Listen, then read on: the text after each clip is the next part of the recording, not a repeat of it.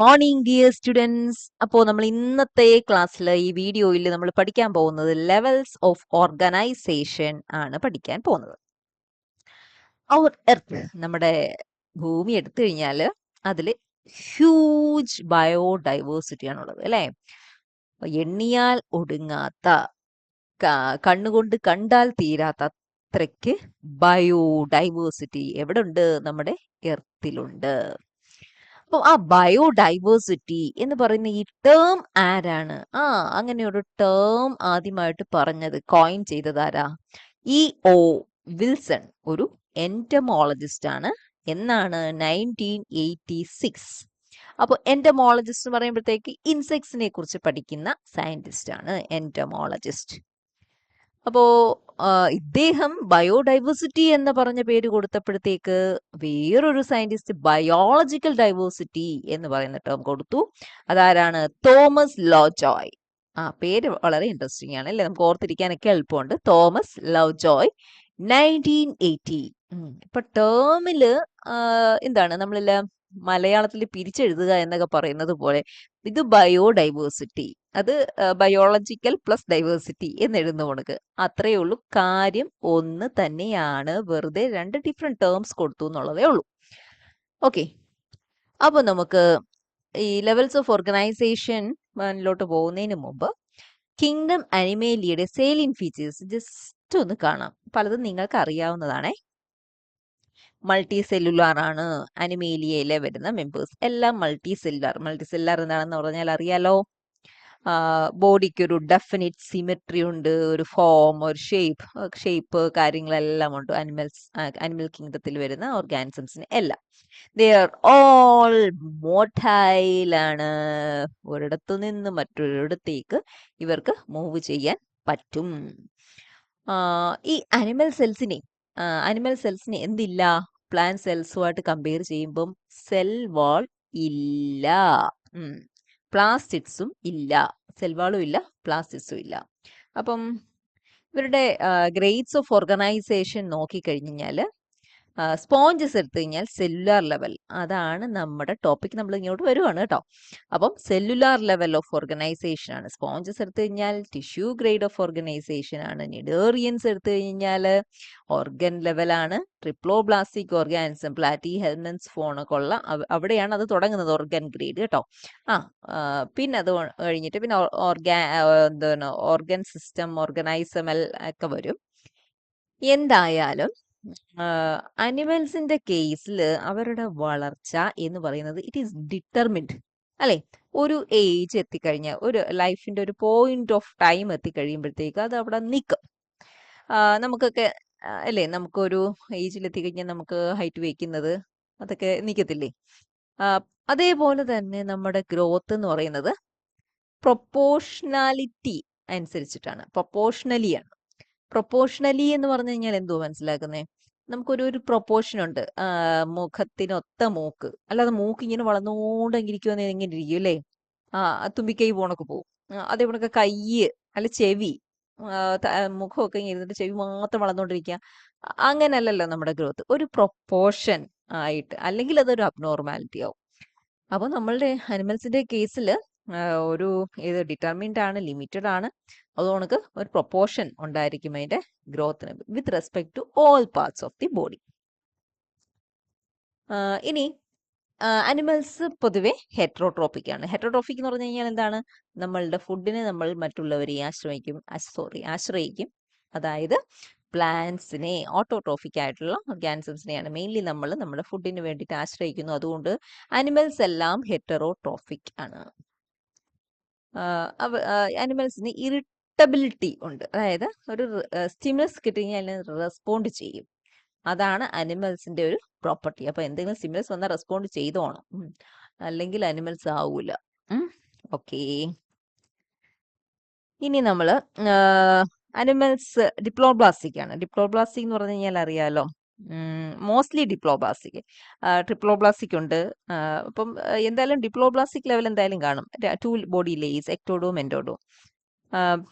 Reproduce sexual method of reproduction ആണ് mainly ഉള്ളത്. ഇനി അനിമൽസിന്റെ ഡൈവേഴ്സിറ്റിയിലോട്ട് നമ്മൾ കിടക്കുകയാണെങ്കിൽ കോഡേറ്റ്സിനെ കാട്ടിൽ നോൺ കോഡേറ്റ്സ് ആണ് കൂടുതൽ. ഇതുവരെ കണ്ടുപിടിച്ചിട്ടുള്ള, മനസ്സിലാക്കിയിട്ടുള്ള, ഐഡന്റിഫൈ ചെയ്തിട്ടുള്ള സ്പീഷീസ് എല്ലാം എടുത്തു കഴിഞ്ഞാൽ 97% നോൺ കോഡേറ്റ്സ് ആണ്. അത് കഴിഞ്ഞിട്ട് ബാക്കിയുള്ള അത്രയും പെർസെൻറ്റേജേ ഉള്ളൂ chordates. Okay, Hickman and Roberts classification നമുക്കൊന്ന് കാണാം.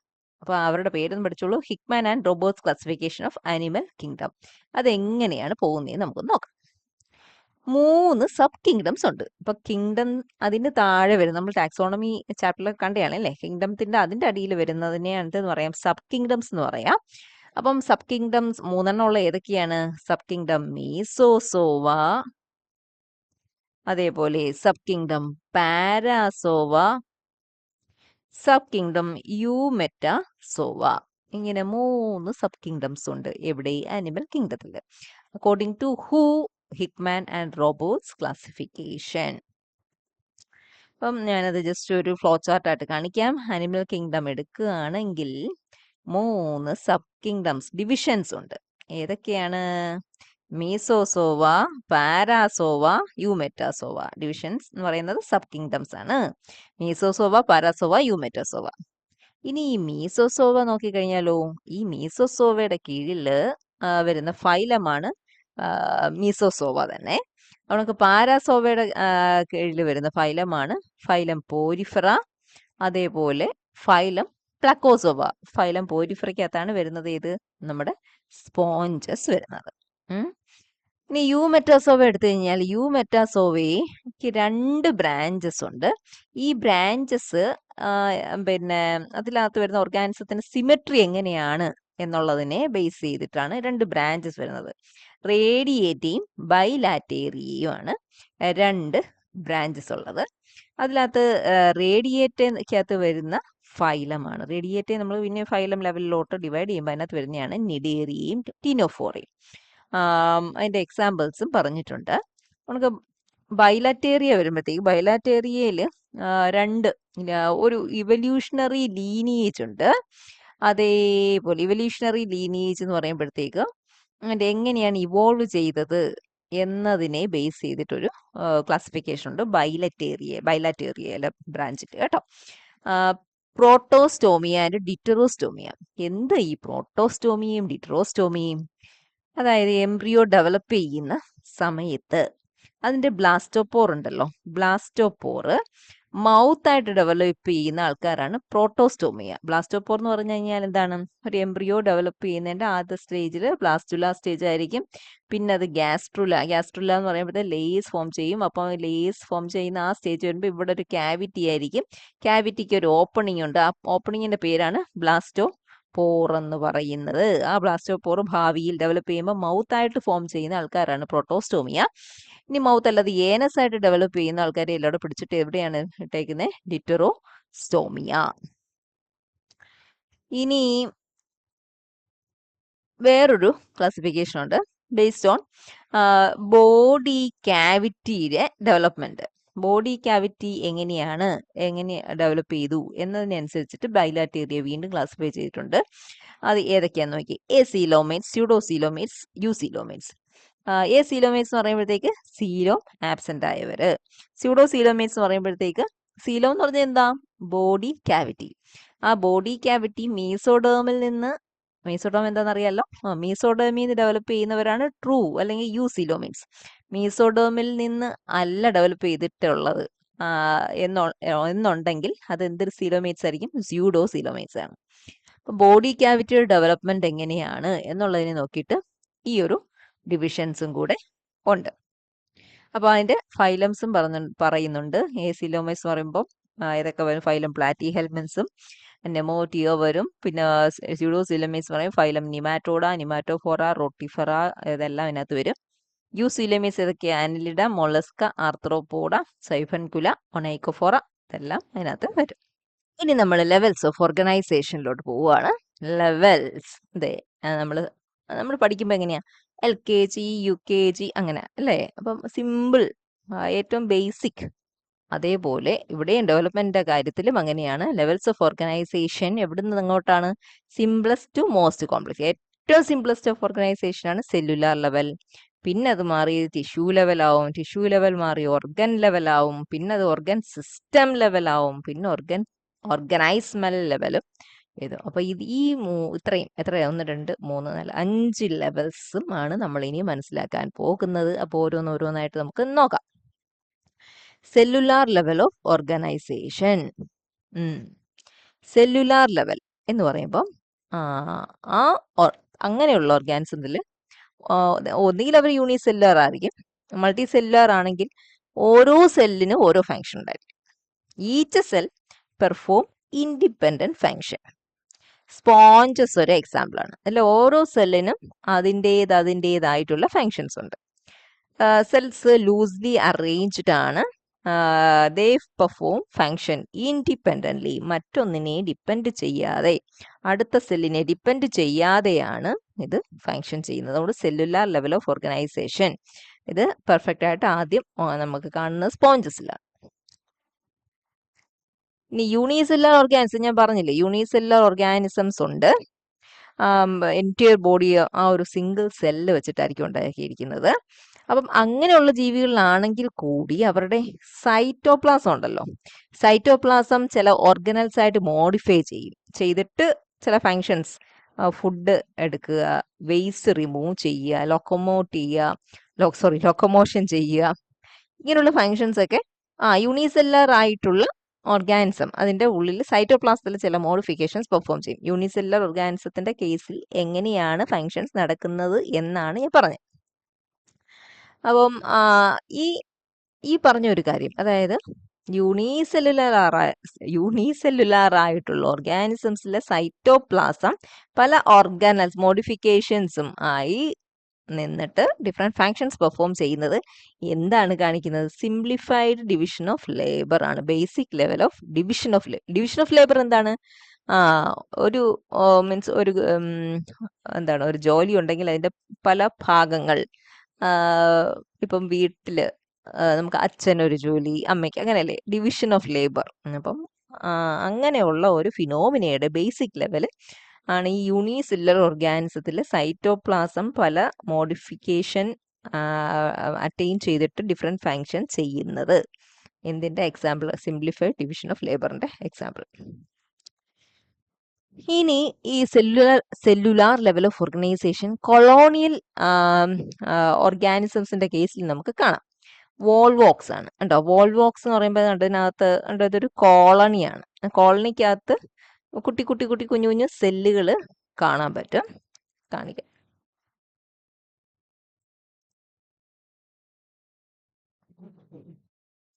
വോൾവോക്സ് എന്ന് പറയുന്ന ആൽഗയാണ്.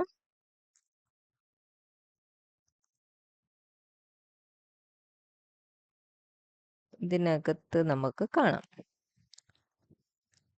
അപ്പം ഇതും സെല്ലുലാർ ലെവൽ ഓഫ് ഓർഗനൈസേഷന്റെ എക്സാമ്പിൾ ആണ്. Colonial type.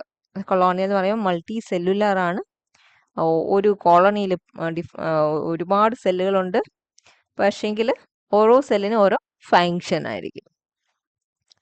ഇപ്പൊ സ്പെറിക്കൽ കോളനീസ് ആണ് ഈ വോൾവോക്സ് എന്ന് പറയുന്നത്. കുറെ മിനി സെൽസ് ഉണ്ടായിരിക്കും. അതൊരു ജെലാറ്റിനസ് മെട്രിക്സിൽ ഇങ്ങനെ എംബഡ് ചെയ്തിട്ടാണ് കാണപ്പെടുന്നത്. ഈ സെല്ലുകൾ 2 ടൈപ്പ് ഉണ്ട് വോൾവോക്സിന്റെ കേസിൽ. സൊമാറ്റിക് സെൽസ് എന്ന് പറയുമ്പോൾ അതിന്റെ ഫങ്ഷൻ എന്താണ്? അതാണല്ലോ ഡിവിഷൻ ഓഫ് ലേബർ കണ്ടില്ലേ, ലൊക്കോമോഷനും ന്യൂട്രീഷന്റെ അബ്സോർപ്ഷനും. അങ്ങനത്തെ സെല്ലുകളുണ്ട്. റീപ്രൊഡക്റ്റീവ് സെൽസ് ഉണ്ട്. റീപ്രൊഡക്റ്റീവ് സെൽസ് ആണ് ന്യൂ കോളനീസ് ഫോം ചെയ്യുന്നത്. അപ്പം ഈ സൊമാറ്റിക് സെല്ലും റീപ്രൊഡക്റ്റീവ് സെൽസും തമ്മിൽ സൈറ്റോപ്ലാസ്മിക് കണക്ഷൻസ് ഉണ്ടായിരിക്കും കമ്മ്യൂണിക്കേഷന് വേണ്ടിയിട്ട്. That's A level of organisation ഉണ്ടോ. അപ്പോൾ ഈ ലെവൽ ഓഫ് ഓർഗനൈസേഷൻ വോൾവോക്സിന്റെ കേസിലെ കൊളോണിയൽ ഓർഗനൈസേഷൻ നമ്മൾ അതിനെക്കുറിച്ച് പറയുകയാണെങ്കിൽ, ഈ സിമ്പിൾ സെല്ലുലാർ ഓർഗാനിസത്തിന്റെ കേസിൽ പറഞ്ഞിരിക്കുന്ന ആ സെല്ലുലാർ ലെവൽ ഓഫ് ഓർഗനൈസേഷനെക്കാട്ടി ഒരിത്തിരി ഹയർ ലെവലാണ്. എന്നാൽ മൾട്ടി സെല്ലുലാർ ഓർഗാനിസത്തിലുള്ളത് പോണക്കുള്ള ഒരു ലെവൽ ഓഫ് ഓർഗനൈസേഷൻ ആണോ? അല്ല, അതിനും ലോവറുമാണ്. ഇതിന്റെ കേസിൽ colonial organisation, cellular level organisation നമ്മൾ കൊളോണിയൽ ഫോം എടുത്ത് പറയുമ്പോൾ അത് അതിന്റെ ഓർഗനൈസേഷൻ സെല്ലുലാർ ലെവലിൽ നിന്നൊരു പിടി ഹയർ ആണ്, ഹയർ ലെവലാണ് എന്നാണ് ഇപ്പോൾ പറയുന്നത്.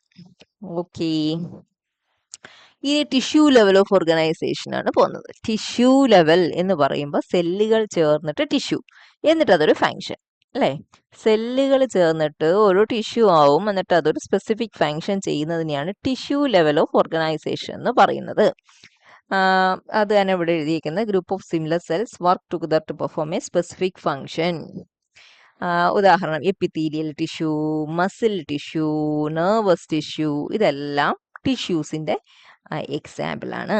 അപ്പോൾ നിഡേറിയൻസ്, ജെല്ലി ഫിഷ് ഒക്കെ എടുക്കുകയാണെങ്കിൽ ഇവല്യൂഷന്റെ ആ ഒരു പാത്ത് നമ്മളിങ്ങനെ ട്രേസ് ചെയ്ത് വരുവാണെങ്കിൽ ടിഷ്യൂ ലെവൽ ഓഫ് ഓർഗനൈസേഷൻ ആദ്യം തുടങ്ങിയത് എവിടെയാണ്? നിഡേറിയൻസിലാണ് കേട്ടോ. അപ്പം അതെങ്ങനെയാണെന്ന് ഞാൻ പറഞ്ഞു വരാം. നിഡേറിയൻസിന് അവർക്ക് ഡിപ്ലോബ്ലാസ്റ്റിക് ബോഡിയാണ്. ഡിപ്ലോബ്ലാസ്റ്റിക് എന്ന് പറഞ്ഞാൽ 2 ലെയേഴ്സ്, എക്ടോഡോമും എൻഡോഡോമും. നിഡേറിയൻസ് അതാണ് പറഞ്ഞത്, 2 എംബ്രിയോണിക് ജേം ലേയേഴ്സ്. ഇവിടെ നമുക്ക് കാണാം എക്ടോഡോമും എൻഡോഡോമും. എക്ടോഡോം എന്ന് പറയുമ്പോഴത്തേക്ക് ഇതെന്ന് പറയുന്നത് ഔട്ടർ ലെയർ ആണ്, പ്രൊട്ടക്ഷനും സെൻസേഷനും ഒക്കെ വേണ്ടിയിട്ടുള്ളതാണ്. എൻഡോഡോം എന്ന് പറയുമ്പോഴത്തേക്ക് ഇന്നർ ലെയർ ആണ്, ഡൈജഷനൊക്കെ വേണ്ടിയിട്ടുള്ളതാണ്. ഇതിന്റെ ഇടയ്ക്കൊരു നോൺ സെല്ലുലാർ ഒരു ജെല്ലി ലൈക്ക് സബ്സ്റ്റൻസ് ഫിൽ ചെയ്ത് കാണുന്നുണ്ട്, അതിനെ മീസോഗ്ലിയ എന്ന് പറയും. അപ്പൊ ഈ എപ്പിഡെർമിസ് എന്ന് പറയുന്നത് ഒരു ടിഷ്യൂ ലെയർ ആണ്. അതുകൊണ്ടാ പറഞ്ഞ നിഡേറിയൻസിലാണ് tissue level of organization first കണ്ടത്. ടിഷ്യൂ ലെയർ എന്ന് പറയാൻ നോക്കിയാൽ എന്താ, ഇവിടെ നമുക്ക് ഒന്നിൽ കൂടുതൽ സെൽസ് കണ്ടുപിടി, ഇതെല്ലാം കൂടെ ഓർഗനൈസ് ചെയ്ത് ഒരു ടിഷ്യൂ, എക്ടോഡോം ടിഷ്യൂ ആയിട്ടാണ് പെർഫോം ചെയ്യുന്നത്. എന്തൊക്കെ ടൈപ്പ് സെൽസ് കാണും? ഉണ്ടോ, എപ്പിത്തീരിയൽ സെൽസ് കാണും, നെർവ് സെൽസ് അവിടെ കാണും, നിഡോസൈറ്റ്സ് കാണും, മസിൽ സെൽസ് കാണും. അപ്പം ഇതെല്ലാം കൂടെ അവിടെ ചേർന്നിട്ട് അവിടെ ഒരു ടിഷ്യൂ ലെയർ ആയിട്ടാണ് ഇരിക്കുന്നത്. അതേപോലെ എൻഡോഡോം എടുത്തു കഴിഞ്ഞാലോ, എൻഡോഡോം എന്ന് പറയുമ്പോഴത്തേക്ക് ഗ്യാസ്ട്രോഡെർമസ്, ഇന്നർ ടിഷ്യൂ ലെയർ. ഇതെന്ന് പറയുമ്പോഴത്തേക്ക് ഡൈജഷനെയും ന്യൂട്രീഷനെയൊക്കെ ഹെൽപ്പ് ചെയ്യുന്ന സെൽസ് ആയിരിക്കും. അത് ചേർന്നിട്ടൊരു ടിഷ്യൂ ആയിട്ടാണ് ഇന്നർ അതിരിക്കുന്നത്. പിന്നെ മീസോഗ്ലിയ എന്ന് പറയുമ്പോഴത്തേക്ക് സെല്ലുലാർ ആയിട്ടുള്ള കമ്പോണൻസ് ഒന്നും ഇതിനകത്തില്ല, ഒരു ജെലാറ്റിനസ് സബ്സ്റ്റൻസ് ആണ്, സപ്പോർട്ടിന് വേണ്ടിയിട്ട് ഒക്കെ ഉള്ളതാണ്. അതാണ് ടിഷ്യൂ ലെവൽ ഓഫ് ഓർഗനൈസേഷൻ നമുക്ക് എവിടെ കാണാൻ പറ്റുന്നത്? നിഡേറിയൻസിലുള്ളത്. Basic tissue level of organization first അങ്ങോട്ട് കണ്ടു തുടങ്ങുകയാണ്. അത് എവിടെയാണ്? നിഡേറിയൻസിലാണ്. അതെങ്ങനെയാണെന്നുള്ളത് നമ്മളിപ്പം കണ്ടു. ഇനി ഓർഗൻ ലെവൽ ഓഫ് ഓർഗനൈസേഷൻ. അപ്പം നമ്മൾ സെല്ല് കഴിഞ്ഞു, സെല്ലുകൾ ചേർന്നിട്ട് ടിഷ്യൂ ആയി. ഇനി ടിഷ്യൂസ് ചേർന്നിട്ട് ഓർഗൻ ആയിട്ട് ഫങ്ഷൻ ചെയ്യണം. അപ്പം ടിഷ്യൂസ് ചേർന്ന് ഓർഗൻ ആവും, ഓർഗൻ ചേർന്നിട്ട് ഒരു സ്പെസിഫിക് ഫങ്ഷൻ. അത് കണ്ടോ, സെല്ലുകൾ ചേർന്നിട്ട് ടിഷ്യൂ ആയി, എന്നിട്ട് ടിഷ്യൂകൾ ചേർന്നിട്ട് ഒരു ഓർഗൻ. ഉദാഹരണത്തിന് ലിവർ. അപ്പം ഓർഗൻസ്, ഏത് ഓർഗാൻസിന്റെ ബോഡിയിലാണോ ഓർഗൻസ് കണ്ടു തുടങ്ങുന്നത്, അപ്പം അത് ഏത് പ്ലാറ്റി ഹെൽമിൻസിന്റെ ബോഡി, പ്ലാറ്റി ഹെൽമിൻസ് മുതലാണ് ഈ ഓർഗൻ സിസ്റ്റം, ഓർഗൻ ലെവൽ വന്നു തുടങ്ങിയത്. സെല്ലുകൾ ചേർന്ന് ടിഷ്യൂ ആയി, ടിഷ്യൂകൾ ചേർന്നിട്ട് ഒരു ഓർഗനായിട്ട് ഇരുന്ന് ഒരു ഫങ്ഷൻ ചെയ്തു തുടങ്ങിയത് അല്ലേ. അതാണ് ഓർഗൻ ലെവൽ ഓഫ് ഓർഗനൈസേഷൻ. അങ്ങനത്തെ ഓർഗൻസിന് പല എക്സാമ്പിൾസ്, ഹേർട്ട് പറയാം, കിഡ്നി പറയാം അല്ലേ, ലിവർ പറയാം, പാൻക്രിയാസ്, അങ്ങനെ ഇതെല്ലാം നമുക്ക് എക്സാമ്പിൾ പറയാം. അപ്പോൾ എവല്യൂഷണറി പാത്വേയിൽ ഈ ഓർഗൻ ലെവൽ ഓർഗനൈസേഷൻ ആദ്യം കണ്ടത് ഫ്ലാറ്റ് വോംസ്, അതായത് പ്ലാറ്റി ഹെൽമിൻസിനകത്താണ്. പ്ലാറ്റി ഹെൽമിൻസിനകത്ത് നോക്കി കഴിഞ്ഞാൽ നമുക്ക് പല ഓർഗൻസ് കാണാം അല്ലേ. ഫ്ലെയിം സെൽസ്, എക്സ്ക്രീഷൻ ഉണ്ടോ, അത് സെൽസ് ചേർന്ന് ടിഷ്യൂസ് ചേർന്നിട്ട് ഒരു ഓർഗനായി അല്ലേ, ഓർഗനായിട്ട് മാറി. Ladder type nervous system. അപ്പൊ അങ്ങനെ ഓർഗൻസ് കണ്ടു തുടങ്ങിയിട്ടുണ്ടായിരുന്നു ഏതില്? ഈ പ്ലാറ്റി ഹെൽമിൻസ്. അപ്പോൾ അതാണ് ഓർഗൻ ലെവൽ. ഇനി അതിൻ്റെയും ഒരു ഹയർ ലെവലാണ് ഓർഗൻ സിസ്റ്റം. ഓർഗൻ സിസ്റ്റം എന്ന് പറയുമ്പോൾ തന്നെ നമുക്ക് മനസ്സിലാവും, ഇങ്ങനെ സെല്ല് ടിഷ്യൂ ആയി, ഇനി ഒരു ഓർഗൻ അല്ല, ഒന്നിൽ കൂടുതൽ ഓർഗൻസ് ചേർന്നിട്ട് ഒരു സിസ്റ്റമായിട്ട് വർക്ക് ചെയ്തു അല്ലേ. ഒന്നിൽ കൂടുതൽ ഓർഗൻസ് ചേർന്നിട്ട് ഒരു ഓർഗൻ സിസ്റ്റമായിട്ട് ഒരു ഫങ്ഷൻ. ഉദാഹരണത്തിന് നമ്മുടെ ഡൈജസ്റ്റീവ് സിസ്റ്റം, അതിനകത്ത് എന്തൊക്കെ വരുന്നുണ്ടല്ലേ ഈ ഡൈജസ്റ്റീവ് സിസ്റ്റത്തിനകത്ത്? ഫാരിങ്സ്, ഈസോഫാഗസ്, സ്റ്റോമക്ക്, പിന്നെ പാൻക്രിയാസ്, ലിവർ എല്ലാം വരുന്നില്ലേ അല്ലേ. അപ്പോൾ സെല്ല്, ടിഷ്യൂ, ഓർഗൻ, ഇതിൻ്റെ ഒരു ഓർഗൻ സിസ്റ്റം. എന്നിട്ട് എന്താണ് ഇത് പെർഫോം ചെയ്യുന്നത്? ഡൈജഷൻ. അതാണ് organ system level of organisation. Digestive system വരുന്നുണ്ട്, സർക്കുലേറ്ററി സിസ്റ്റം വരുന്നുണ്ട്, സർക്കുലേറ്ററി സിസ്റ്റം എടുക്കുമ്പോൾ ഹേർട്ട് വരുന്നുണ്ട്, ബ്ലഡ് വെസൽസ് വരുന്നുണ്ട് അല്ലേ. ഇനി ഓർഗനൈസ്മൽ ലെവൽ ഓഫ് ഓർഗനൈസേഷൻ എന്ന് പറയുമ്പോഴത്തേക്ക് എന്താണ് ഓർഗനൈസ്മൽ ലെവൽ എന്ന് പറയുമ്പോൾ ഇപ്പോൾ സെല്ല് വന്നിട്ട് ടിഷ്യൂസ് വന്നു, ഓർഗൻ വന്നു, പിന്നെ ഓർഗൻ സിസ്റ്റം വന്നു. ഇനി ഓർഗൻ സിസ്റ്റംസ് എല്ലാം കൂടെ എടുത്തു വെച്ചിട്ട് അതിന്റെ ഒരു കോർഡിനേറ്റഡ് സ്ട്രക്ചർ, അതാണ് ഓർഗനൈസ്മൽ ലെവൽ എന്ന് പറയുന്നത്. ഒരു ഓർഗൻ സിസ്റ്റംസ് ഉണ്ടോ, പല organ systems, digest system, circular system, അങ്ങനത്തെ കുറെ സിസ്റ്റം ചേർന്നിട്ട് ഒരു ഓർഗാനിസമായി മാറും. അതാണ് ഓർഗനൈസ്മൽ ലെവൽ ഓഫ് ഓർഗനൈസേഷൻ ഹയർ ഫോംസിൽ കാണുന്നതാണ്. ഇപ്പം ഒരു ഹ്യൂമൻ ബോഡി നമുക്ക് നോക്കിക്കഴിഞ്ഞാൽ പല സിസ്റ്റംസ് കണ്ടുകൂടി. സർക്കുലേറ്ററി കാണാം, ഡൈജസ്റ്റീവ് കാണാം, പിന്നെ എക്സ്ക്രീറ്ററി സിസ്റ്റം കാണാം, റീപ്രൊഡക്റ്റീവ് സിസ്റ്റം കാണാം. അപ്പൊ ഈ സിസ്റ്റംസ് എല്ലാം കൂടെ ചേർന്നിട്ട് ഫൈനലി ഒരു ഒരു ഒരു ഒരു ഒരു കോംപ്ലക്സ് എന്താണ് ഒരു ഓർഗാനിസം ആയിട്ട് മാറുന്ന ഹയർ ലെവൽ ഓഫ് ഓർഗനൈസേഷൻ ആണ് നമ്മുടെയൊക്കെ ഹയർ ഫോംസിലൊക്കെ കാണുന്നത്. മനസ്സിലായോ? അതായത് all organ system work together harmoniously to stay as an organism. അപ്പം നമ്മൾ ലെവൽസ് ഓഫ് ഓർഗനൈസേഷൻ എല്ലാം കണ്ടു കഴിഞ്ഞു. Cellular, tissue, organ system, organismal level. So with this I am going to finish today's section by here. Thank you. I'm an icon, man. I'm a girl about a 10. I should fuck her in a Benz.